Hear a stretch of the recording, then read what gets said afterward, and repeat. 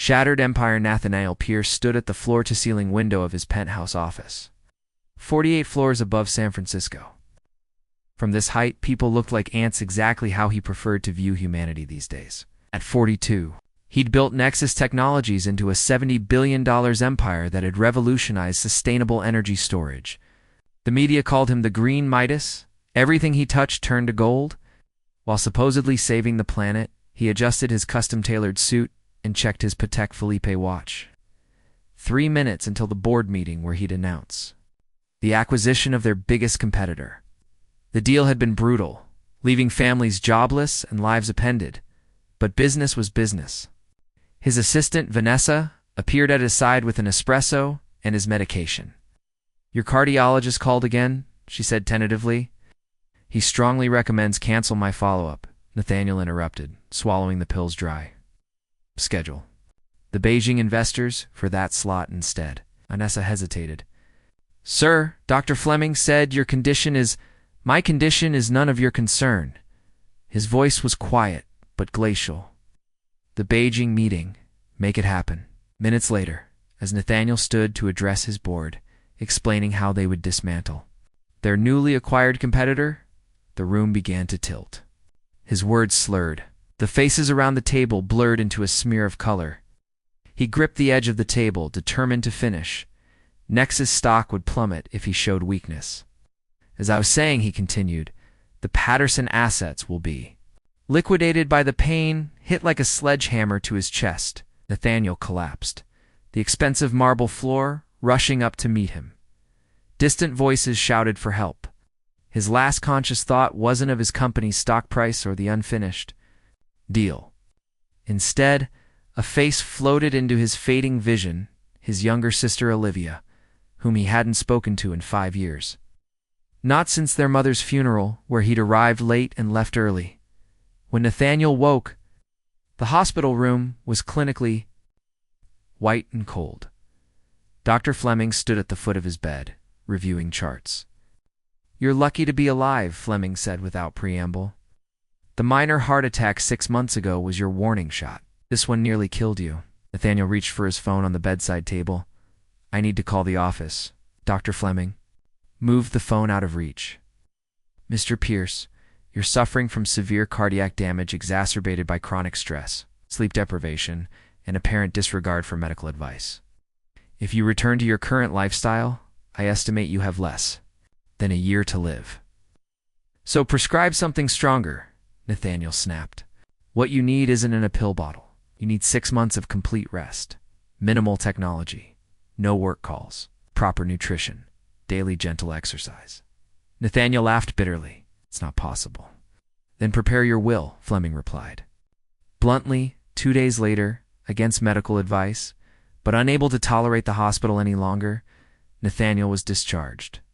In his penthouse, he found his sister Olivia waiting. Her presence was jarring, a ghost from a past he'd carefully walled off.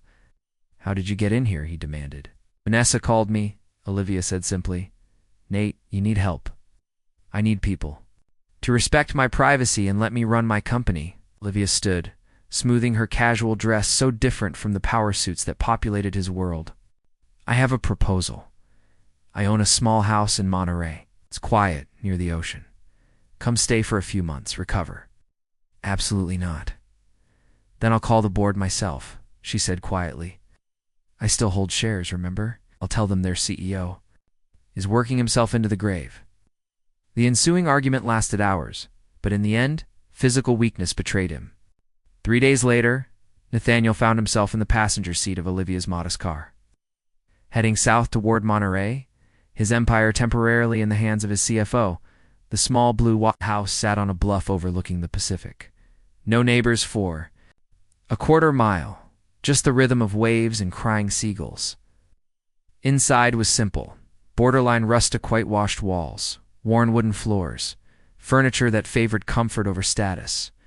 "The bedroom's this way," Olivia said, carrying his single suitcase. He'd fought her on this too. He wasn't an invalid, but standing upright for more than 10 minutes still left him dizzy. That night, listening to the unfamiliar sound of waves instead of city traffic, Nathaniel stared at the ceiling, his phone against Doctor's orders showed 15 missed calls and 37 emails. The markets had reacted poorly to news of his temporary leave of absence. Millions lost in a day. He sent a quick text to Vanessa. "Prepare the jet for tomorrow." "I'm returning." A response came seconds later. "Mr. Pierce, as discussed. Ow! The board has instructed all staff not to facilitate your return for 30 days minimum. Dr. Fleming has made it clear that your recovery requires." Nathaniel hurled the phone across the room, where it clattered against the wall, but didn't break.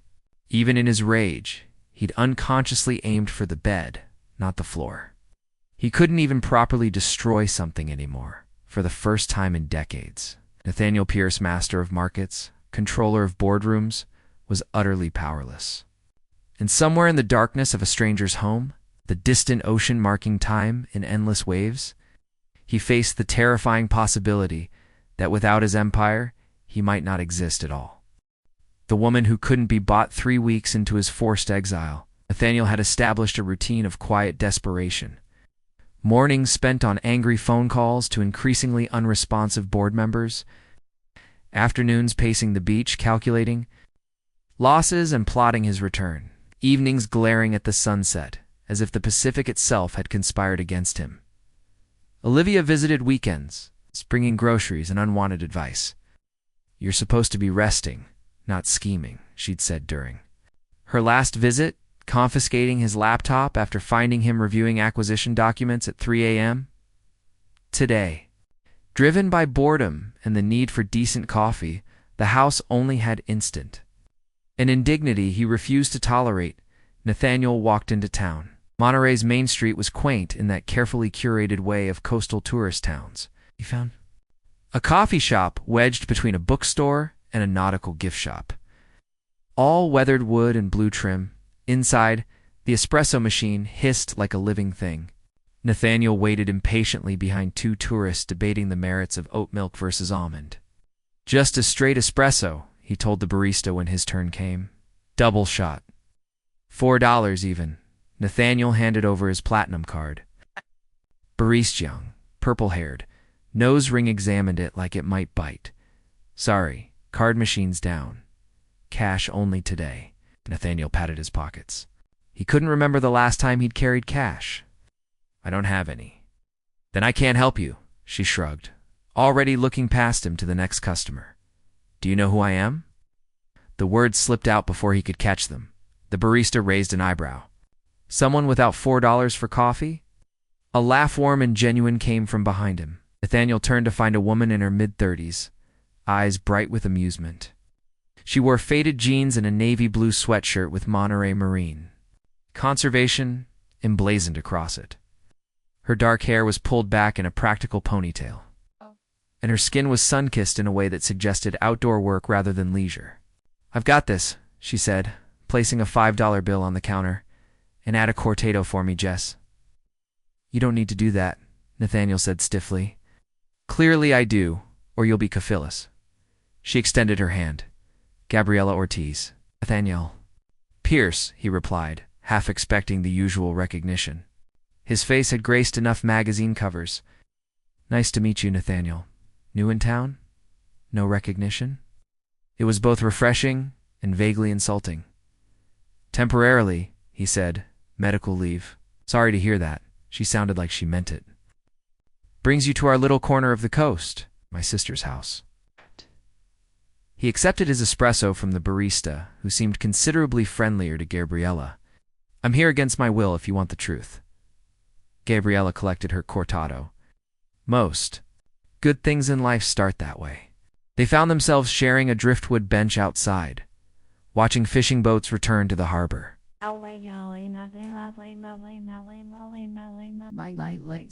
"So what do you do?" "Gabriella?" he asked, falling back on standard networking questions. "I'm a marine biologist. I run education programs at the Conservation Center and coordinate research projects along the coast." She sipped her coffee. "And when I'm not doing that, I help care for my grandmother. She lives with me since my grandfather passed." "Noble," Nathaniel commented, unable to keep a hint of condescension from his voice. "Such a small life she must lead." Gabriella's eyes narrowed slightly. And you, for your medical leave. I founded and run Nexus Technologies. He waited for the usual reaction, the widened eyes, the subtle shift to impressment or calculation. Instead, Gabriella merely nodded. The battery company. I know it. Your technology powers the Conservation Center's monitoring stations. She looked at him directly. You should be proud of that part. The rest is more complicated. The rest, the cobalt mines with the human rights violations, the planned obsolescence, built into your consumer products, the aggressive patent enforcement against smaller green energy startups. She shrugged. Like I said, complicated. Nathaniel stiffened. You've clearly been reading biased sources. I read the court documents.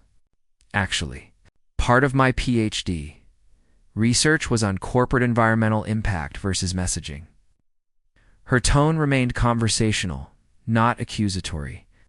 Don't worry, I'm not planning to protest outside your vacation house. Everyone's complicit in something. Before Nathaniel could respond, his phone rang as CFO, finally returning his calls. I need to take this. Gabriella stood, tossing her empty cup in a nearby recycling bin. Of course. Nice meeting you, Nathaniel. He answered the call, turning away from her, already mentally returning to his real world.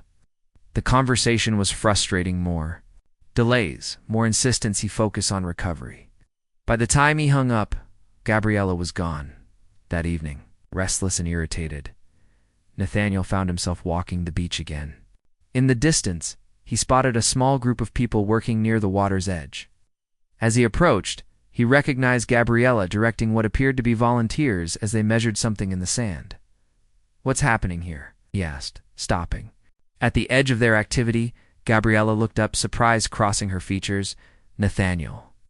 We're tracking a potential nesting site. These are endangered western snowy plovers. She gestured to tiny tracks in the sand. We're setting up a protected area. Can I help? The offer surprised him as much as her.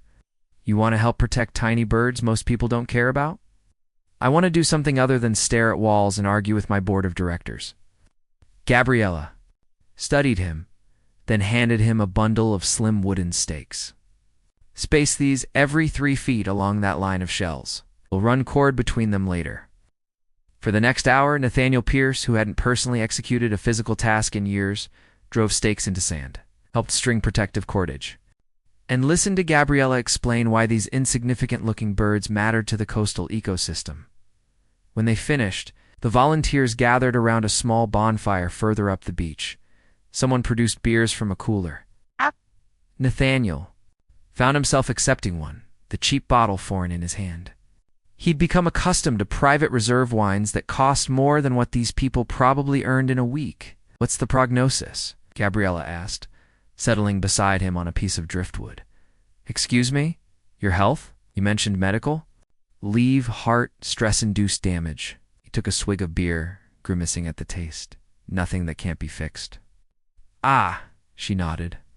The body's way of serving an eviction notice to a tenant who's violated the terms of the lease. Poetic, but inaccurate.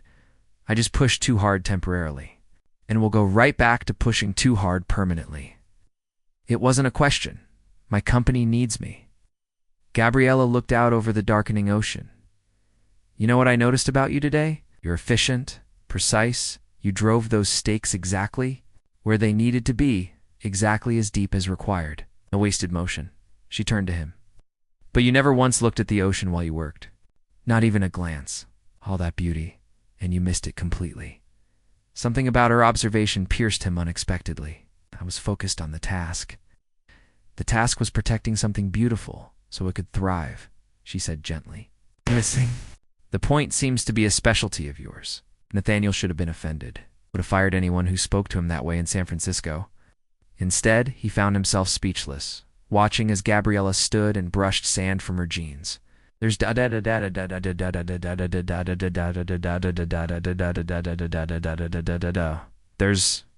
a community breakfast at the Conservation Center tomorrow, she said. 8 a.m. They make decent coffee, and I promise no one will ask for your credit card. She smiled. Come if you want, or don't. Up to you. As she walked away, joining the others around the fire, Nathaniel remained on the driftwood log, holding his cheap beer For the first time in 3 weeks, he wasn't thinking about Nexus technologies, board votes, or stock prices. Instead, he was wondering what kind of person notices whether someone looks at the ocean and why her opinion of him suddenly seemed to matter. Learning to see again? Nathaniel told himself he was going to the conservation center for the promised decent coffee, not because Gabriella had invited him. The small blue-gray building sat on a rocky outcropping overlooking the bay. Solar panels gleaming on its roof, a weathered sign proclaimed, Monterey Marine Conservation Initiative, protecting our ocean's future. Inside, the community breakfast was in full swing.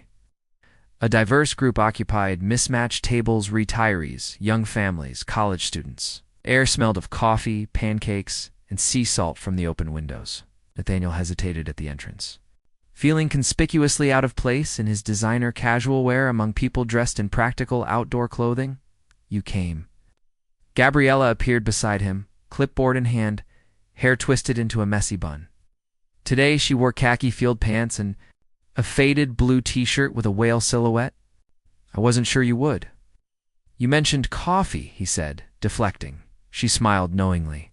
Over there, help yourself. It's donation-based. Nathaniel had come prepared this time, slipping a 20 into the jar beside the coffee urn. An elderly man with sun-weathered skin was serving, pouring with careful attention. New face, the man observed, handing Nathaniel a steaming mug. I'm Harold, volunteer and coffee master. Nathaniel. Just visiting the area. Well, Nathaniel, just visiting. Welcome. Any friend of Gabby's is welcome here. We're not actually friends, Nathaniel corrected automatically. We just met yesterday. Harold laughed. Son, around here, if Gabby invites you to breakfast, you're already friends. She's got good judgment about people. He winked. Even when they don't have good judgment about themselves? Before Nathaniel could respond to that cryptic statement, Gabriella clinked a spoon against a glass, calling for attention. Morning, everyone. Quick announcements before you all scatter. First, the kelp forest restoration project needs more hands this afternoon. Second, tomorrow's tide pool education program for the elementary school needs 2 more guides. She scanned the room.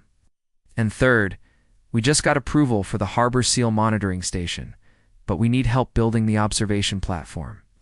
This weekend, volunteers raised hands for various activities. Nathaniel sipped his coffee, surprisingly good, and observed the easy camaraderie. It reminded him of Nexus in the early days, before venture capital and billion-dollar valuations had transformed the culture. After the announcements, Gabriella made her way to him. So, verdict on the coffee? Acceptable, he admitted. Better. Then instant. High praise, she teased. Listen, I've got to run a quick staff meeting, but afterward she hesitated. We're short a guide for the tide pool program tomorrow. It's simple, just helping kids identify marine life, making sure they don't step on anything important. Interested? I don't know anything about tide pools. We have identification cards. The kids are 8 years old, they're not expecting a PhD. Dissertation. I'm not good with children. Have you ever actually spent time with children, Nathaniel? Paused. Not ... specifically? Then how would you know? She grinned. Consider it a scientific hypothesis to test. Later that morning, against every rational instinct, Nathaniel found himself in the center's small library, studying laminated tide pool guides like he was preparing for a board presentation. Gabriella found him there, surrounded by books on marine ecosystems. Most people just review the basic cards, she said, amused. I don't do anything basically, he replied. If I'm going to do this, I'll do it properly. Of course you will. She sat across from him. Can I ask why you agreed? You didn't seem the volunteering type. Nathaniel considered the question. Honestly, I'm bored. And ... double quotes, he hesitated. Curious? About tide pools? About why you all care so much about this? He gestured vaguely. Small organization, limited resources, massive problems you can't possibly solve. Yet everyone here acts like they're changing the world. You're changing the world, Gabriella said simply. It's just not all at once. The next morning, Nathaniel found himself on a rocky beach with Gabriella and 20 excited third graders. child wore a color-coded penny that matched their assigned guide. 5 small faces looked up at Nathaniel with varying degrees of curiosity and wariness. "Remember," Gabriella whispered as she passed, "they're more afraid of you than you are of them." "I'm not afraid of children," he muttered. "Could have fooled me," she laughed. His group Team Blue consisted of 3 boys and 2 girls, all seemingly vibrating with energy. Nathaniel introduced himself stiffly, then led them to their assigned tide pool area, mentally reviewing the safety rules and identification tips he'd memorized. "Is that your real voice?" one boy asked immediately. Yes," Nathaniel replied. Confused? "You talk like a robot," the boy said. "Like this." He demonstrated a mechanical monotone that Nathaniel recognized, uncomfortably, as his own board meeting voice. One of the girls tugged his sleeve. "Mr. Nathaniel, is that a crab or a rock?" He looked where she pointed. "That's a hermit crab. See how it's moving slightly? Rocks don't do that." "Cool." Children crowded around, fascination overtaking their initial shyness. For the next hour, Nathaniel Pierce, who typically delegated tasks to teams of Ivy League graduates, found himself on his knees in tide pools, pointing out sea anemones, explaining how starfish digest their food, and warning excited children not to step on delicate sea urchins. "Look what I found." One girl held up a broken sand dollar. "That's excellent," Nathaniel said, remembering the guidelines. "But we leave everything in its habitat, right?" "Right," she nodded, carefully returning it, "so the other animals can use it." "Exactly." At the end of the session, Nathaniel's expensive shoes were soaked, his pants were splashed with salt water, and he'd answered approximately 300 questions about everything from "Do starfish have brains?" to "Why is the ocean salty?"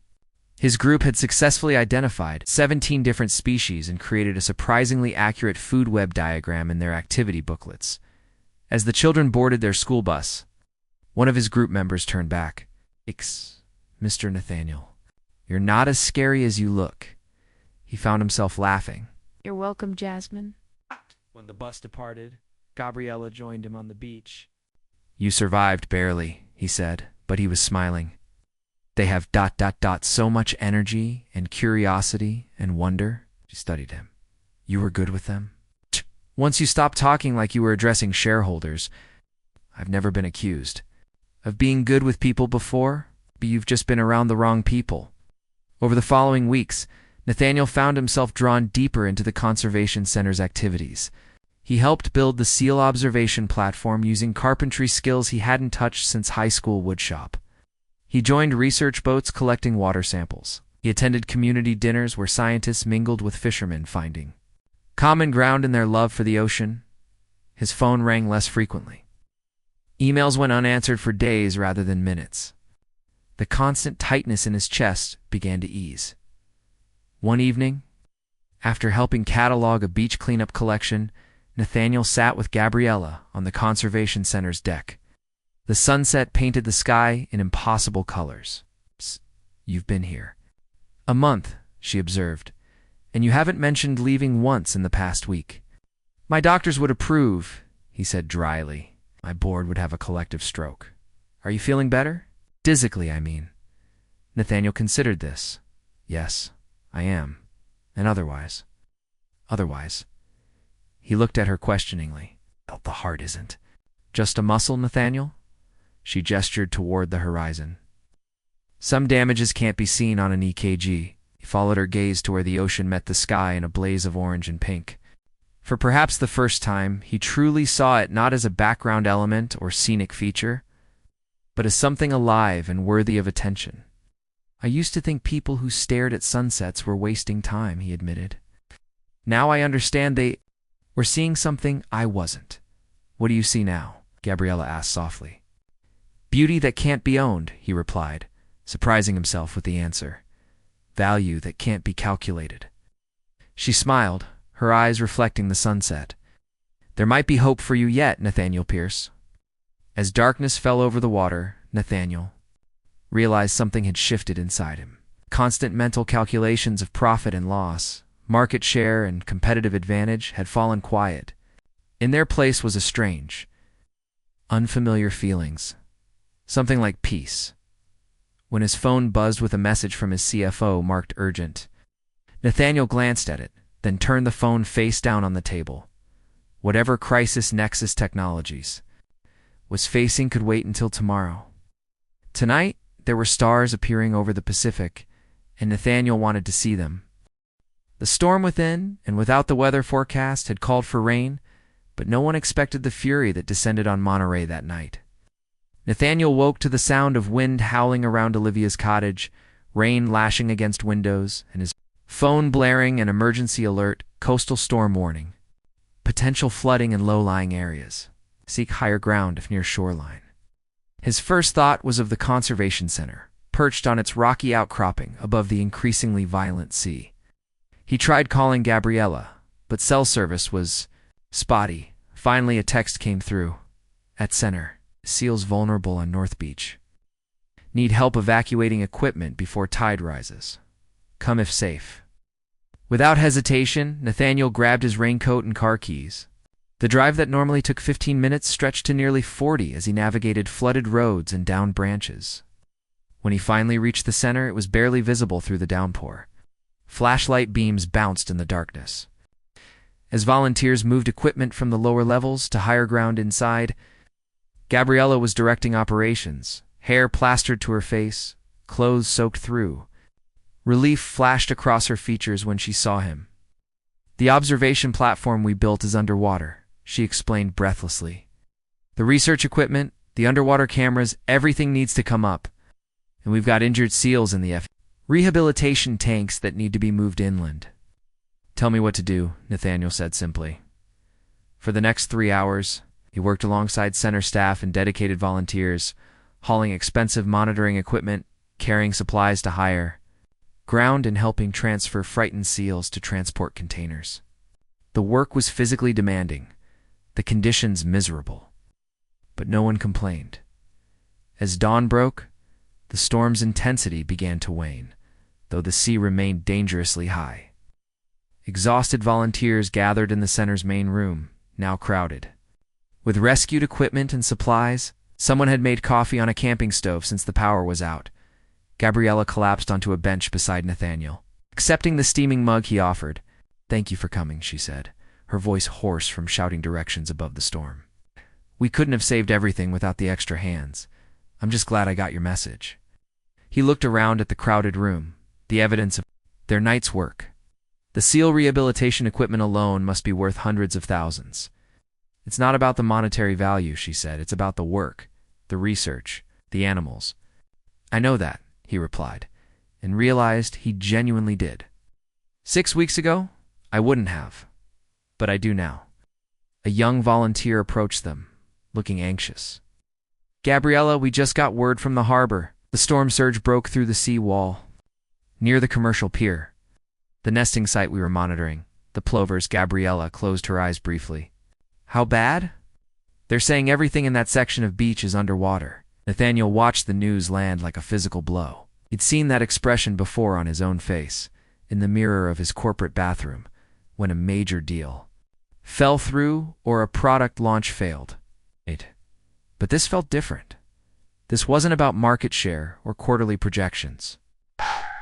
This was about living creatures, an already endangered species pushed closer to the edge.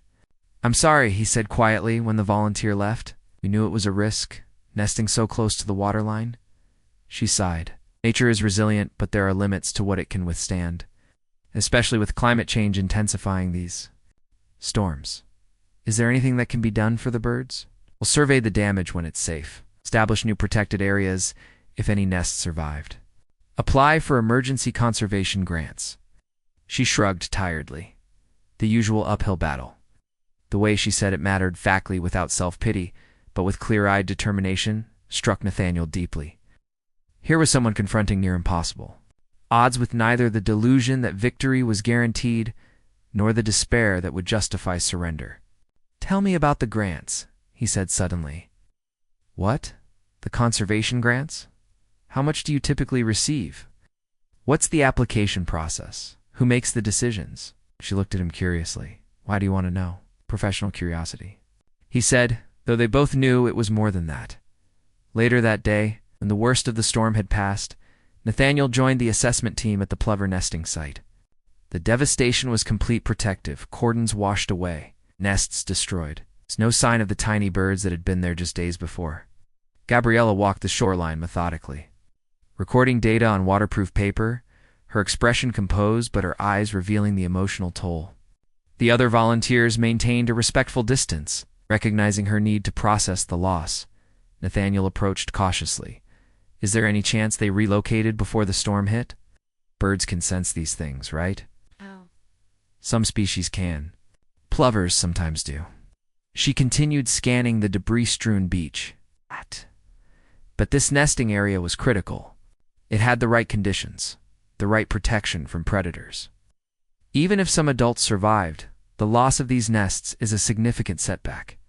They walked in silence for several minutes. Finally, Nathaniel spoke.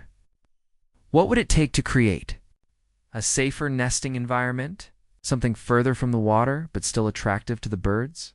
Gabriella looked at him with surprise. That's actually not a bad question. There are habitat restoration techniques, but they're expensive and require permits. Specialized knowledge resources, Nathaniel interrupted. That's all you're describing resources that can be acquired. Not everything can be solved with money, Nathaniel. No. But some things can be made less impossible. He stopped walking, turning to face her directly. What if you had unlimited resources? What would you do differently? That's not how conservation works. We always operate with constraints. Humor me, she sighed, then gazed out over the damaged shoreline with unlimited resources. That's secure. Larger protected areas further inland but still accessible to the shore. Create artificial habitats with the exact substrate composition plovers prefer. Fund round-the-clock monitoring during nesting season. Launch education campaigns for beachgoers. Partner with landowners to establish conservation easements. Her voice grew more animated as she continued. I'd fund research into climate-resilient coastal management strategies. Implement advanced early warning systems for wildlife managers ahead of extreme weather events. Nathaniel listened intently, his analytical mind categorizing her ideas into actionable items, approximate costs, necessary expertise. This was familiar territory: problem-solving, resource allocation, strategic planning. Write it down, he said when she finished. All of it, with estimated costs, if you can. Why? Because I think you're right about everything not being solvable. With money, he said carefully. But this particular problem? This could be. That evening, as volunteers regrouped at the center to continue cleanup efforts, Nathaniel excused himself and drove back to Olivia's cottage. For the first time in weeks, he opened his laptop with purpose.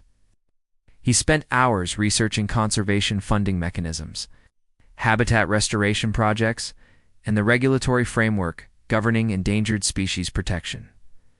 When Olivia called to check on him, concerned about the storm, he answered distractedly. I'm fine, working on something important. Working, her voice sharpened. Nate, you promised the doctors it's not Nexus work, he interrupted. It's something else, something better. Later, he called his personal attorney in San Francisco, Jonathan. I need you to set up a foundation, environmental focus, specifically marine and coastal conservation. I want the paperwork expedited. A foundation. Jonathan sounded bewildered. Nathaniel, you've always said charitable foundations were tax shelters for the guilty rich. I'm revising that position, Nathaniel replied dryly, and I need something else. Contact our government relations team. I want to know everything about the permitting process for coastal habitat restoration in California. Every regulation, every requirement, every potential obstacle. May I ask what this is about? Nathaniel paused, looking out the window at the still turbulent sea. It's about making something right. The next morning, he returned to the Conservation Center with a thick folder of printed materials and preliminary proposals. He found Gabriella in her small office, surrounded by damage reports and insurance forms. I need an hour of your time, he said without preamble. She looked up, exhaustion evident in the shadows beneath her eyes. Nathaniel, I've got 3 funding applications to complete by tomorrow. damaged equipment to inventory, and a team of volunteers waiting for direction. This is important. He placed the folder on her desk. I think I can help. Really help. Something in his tone made her pause. She studied his face, then the folder, then sighed. 1 hour. As he laid out his preliminary plans, a dedicated foundation to support the center's work, expedited permitting pathways leveraging his corporate connections, a comprehensive habitat, restoration initiative, Gabriella's expression shifted from skepticism to cautious interest. This is ambitious, she said when he finished. It's just a framework. The details would be determined by the science, by your expertise. He leaned forward, but the resources would be guaranteed. Why? She asked simply. Why would you do this? Nathaniel considered the question carefully. 6 weeks ago. I nearly died because I thought building something valuable meant extracting as much as possible from the world around me. You in this place have shown me a different kind of value. He gestured toward the window, where volunteers were clearing storm debris from the center's grounds. These people aren't working for stock options or market dominance. They're working to protect something they love. And you, what are you protecting? The question caught him off guard. What was he protecting? Not his fortune this would cost him millions. Not his reputation. The business press would see this as a distraction at best. Not even his health, though his doctor would approve of his continued distance from Nexus. A possibility, he said finally, but the possibility that I could be someone different than I've been, someone better. Gabriella didn't respond immediately. She rose and walked to the window, watching the recovery efforts below. When she turned back, her expression was resolute.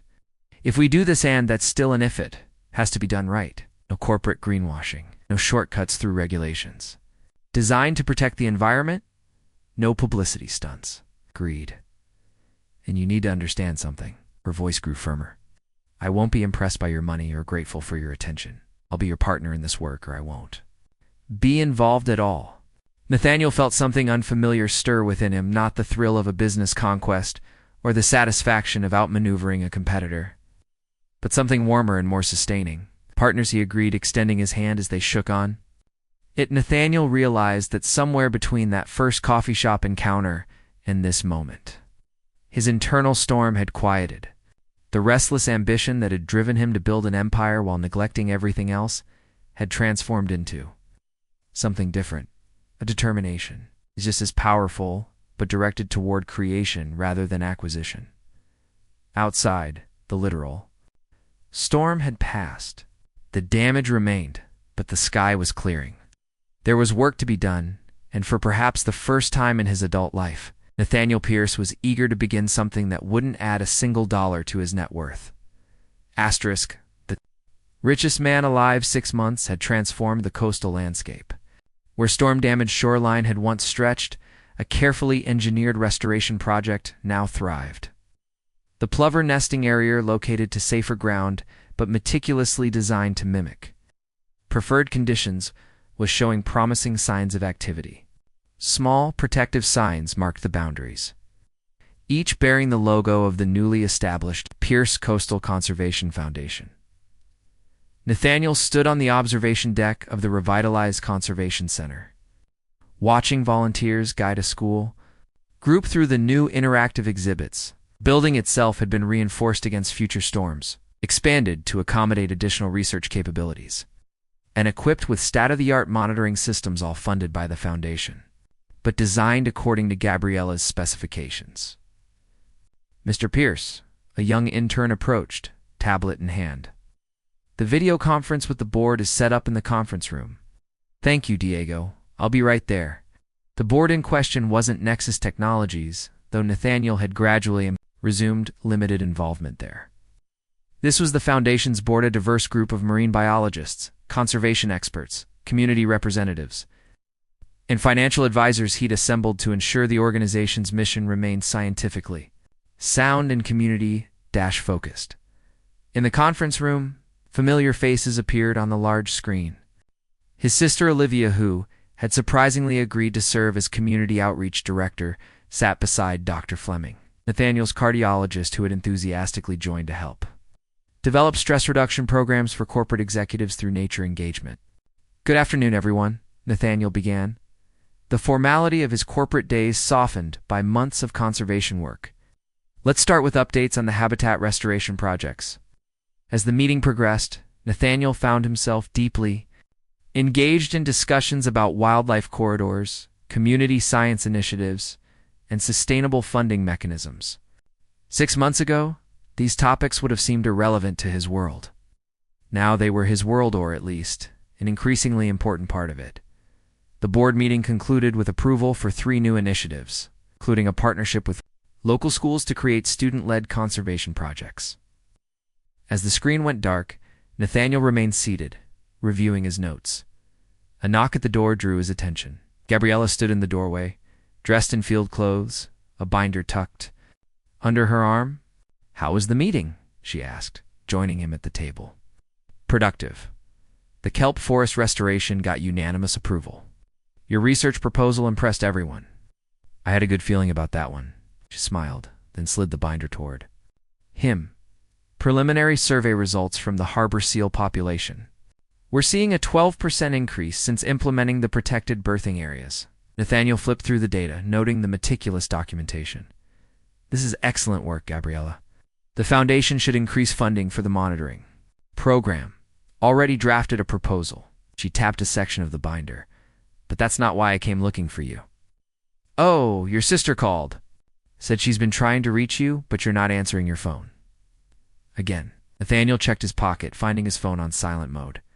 5 missed calls from Olivia. Was in the board meeting, which ended 30 minutes ago, Gabriella pointed out. "You're avoiding something," sighed. Gabriella had developed an unsettling ability to read him accurately. "Nexus Technologies' annual shareholder meeting is next week. As founder and majority shareholder, I'm expected to attend in person, in San Francisco." "Yes, you're not sure you want to go back." It wasn't a question. Nathaniel rose, moving to the window that overlooked the bay. "Haven't set foot in San Francisco in 6 months. Haven't been inside Nexus headquarters since my collapse." "Are you worried about your health?" "No. Dr. Fleming says I'm better than I've been in years." He turned to face her. "I'm worried about losing this perspective, this peace." He gestured vaguely toward the center, the ocean beyond. "When I'm here, things make sense in a way they never did before. I'm afraid if I go back, even temporarily." "You'll become that person again," Gabriella finished. "Yes." She joined him at the window, their shoulders nearly touching. "Then don't go back. Don't become that person again." She turned to face him directly. "You're still Nathaniel Pierce. You still have responsibilities to your company, your employees, your investors. But you get to decide what kind of leader you want to be now." The truth of her words resonated deeply. Over the past months, as his health improved and his involvement with the Conservation Center deepened, Nathaniel had been quietly rethinking Nexus Technologies' direction. Frequent video calls with his executive team had resulted in subtle but significant shifts in company policy, more stringent environmental standards, better working conditions in supplier factories, less aggressive patent enforcement against small innovators. "I've been working on something," he admitted. "A major restructuring proposal for Nexus, moving our entire product line toward fully recyclable components, establishing in Dove Life's responsibility for everything we produce, investing in renewable energy infrastructure in communities where we operate." "That sounds significant. It would reduce short-term profits by approximately 22%. Gabriella whistled. "Low. The shareholders won't like that." "Some won't," he acknowledged. "But others will understand that long-term sustainability is better business. Frankly, I don't care if they all understand. It's the right thing to do." "So what are you really afraid of?" she asked, her gaze steady. Nathaniel considered the question carefully. 6 months of conservation work and quiet reflection had taught him to examine his motivations more honestly than he ever had in his corporate life. "I'm afraid," he said slowly, "that I'll go back to measuring success solely by numbers on a balance sheet, that I'll forget there are forms of wealth that can't be quantified." Gabriella was quiet for a moment. Then she reached for his hand, her touch still surprising despite the growing closeness between them. "Then take a reminder with you," she said simply. "The following week, Nathaniel stood before Nexus Technologies shareholders in a San Francisco conference center. He looked different than he had 6 months earlier, healthier, more relaxed. His designer suit complemented by a small plover pin on his lapel that caught the light as he moved. Before I present our quarterly results and future direction, he began, I want to share something with you. A murmur ran through the audience as the room darkened and a video began playing on the large screen behind him. It showed the conservation center's plover protection project, volunteers installing habitat features, researchers monitoring progress, and finally, the triumphant footage of the first plovers returning to nest in the restored area. When the lights came up, Nathaniel continued, 6 months ago, I nearly died in this building. My doctors attributed it to stress, overwork, and a fundamental imbalance in how I was living. They were right, but incomplete. The real problem was that I had forgotten why I founded this company. In the first place, he moved away from the podium, addressing the shareholders directly. I created Nexus Technologies to develop sustainable energy solutions that would make the world better, not just more profitable for a select few. Somewhere along the way, I lost sight of that mission. Today, I'm proposing we reclaim it. Followed was a comprehensive presentation of his restructuring plan. Some shareholders shifted uncomfortably at the projected profit adjustments. Others leaned forward, intrigued by the innovative approaches to sustainability and corporate responsibility. Throughout, Nathaniel spoke with a conviction that had been absent in his previous shareholder addresses, not the practiced confidence of a CEO defending quarterly results, but the authentic passion of someone who believed deeply in what he was proposing. Ow. When he finished, the room was silent for a long moment. Then, from the back, a major institutional investor rose.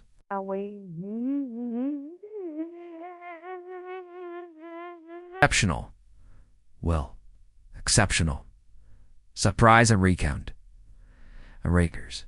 By the wars. Retider is all unring. Bide our editor. Returns. Why should shareholders support this shift? Nathaniel nodded, acknowledging the fair question, because true growth isn't measured in quarterly intervals. The approach I'm proposing positions Nexus for genuine sustainability, environmental, social, and yes, financial. We'll build products that last longer, create less waste, and inspire greater loyalty. We'll develop business practices that strengthen communities rather than extracting from them. And in doing so, we'll create value that extends beyond the next earnings report. The debate that followed was vigorous, with pointed questions and occasional skepticism. But as the meeting concluded with a narrow vote in favor of the new direction, Nathaniel felt a profound sense of alignment he'd never experienced in his business life before. Outside the conference center, the shareholders dispersed and media representatives clamored for comments. Nathaniel's phone buzzed with a text from Gabriella. How did it go? He typed back. They approved it. Barely. Heading to the airport now. Her response came quickly. Not staying in the city? Nothing keeping me there, he wrote. Plenty bringing me back. The flight from San Francisco to Monterey was brief. As the small plane descended, Nathaniel could see the coastline where he'd spent the past 6 months rebuilding not just his health but his understanding of what mattered. The conservation center was visible on its rocky perch, solar panels glinting. In the afternoon sun, Gabriella was waiting when he stepped off the plane, leaning against her weather-beaten truck in the small airport's parking lot. You didn't have to pick me up, he said, though he was pleased she had. Thought you might need rescuing from your corporate self, she teased, taking his bag. How does it feel, having a foot in both worlds now? Surprisingly right, he admitted, as they drove along the coastal highway. For years I thought success meant winning at any cost. Well, I understand it's about contributing something valuable. And are you successful, I mean? Nathaniel looked out at the ocean, remembering how he'd once been blind to its beauty. Yes. Months ago, I was worth billions on paper but couldn't see the sunset. I had a global company but no real connections. I owned everything and appreciated nothing. He turned to her. By any measure that actually matters, I'm wealthier now than I've ever been. They arrived at the conservation center as evening approached. Staff and volunteers were gathering for their weekly community dinner, a tradition Nathaniel had come to cherish. Harold waved from the grill where he was cooking sustainable local fish. Diego and the research team were setting up a presentation. On their latest findings, Nathaniel's sister Olivia was deep in conversation with Dr. Fleming about expanding the nature therapy program to more corporate executives. "Welcome home," Gabriella said quietly as they paused in the doorway. The phrase caught him by surprise. Home? Not his penthouse in San Francisco or any of his various properties around the world, but this place of purpose and connection. "I never thanked you properly," he said, turning to face her. "For what?" "For seeing me. It's not my wealth or my company or what I could do for you. For seeing who I could be before I saw it myself."